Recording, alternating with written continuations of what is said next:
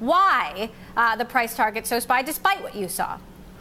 Well, because that's really what I would call, the Tesla method, or even the Elon Musk method.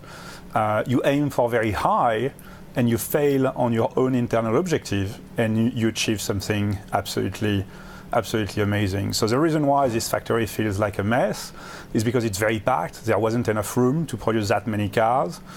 Initial plans were extremely ambitious in terms of automation, in terms of the density of automations.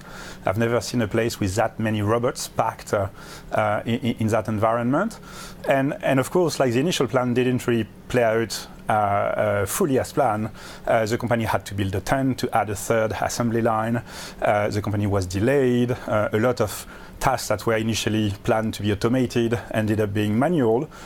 But still, the factory is exceptionally efficient. The day I was there, I could see over 5,000 cars, cars being manufactured at over 5,000 a week in terms of cadence.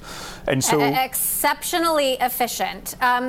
Elon Musk has talked about how hard it is to be a car company in general, and yet, you say exceptionally efficient. You've got owners who love their cars. There is this fervent following. Clearly, there is demand. Do you think at a certain point it becomes easier for Elon Musk and for Tesla to be that car company?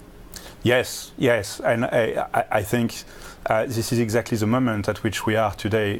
2019 is the year it becomes easier. So how does that become easier?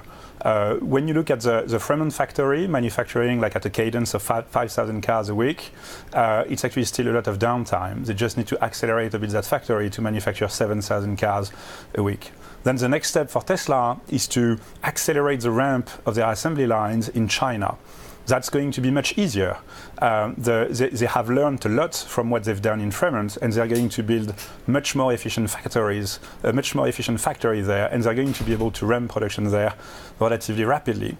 And last but not least, Tesla produced 56,000 Model 3 in Q3, and with a gross margin of 22%. So of course, these cars were sold only in the US. They were sold at a very high price tag, average selling price of $56,000. And in 2019, Tesla is going to increase volumes. It's going to expand beyond the US market. It's going to introduce leasing options to make the cars more affordable. All that is going to expand the company very significantly. And of course, what I expect to expand with that is actually margins. And that's the one thing the investment community is missing at this point.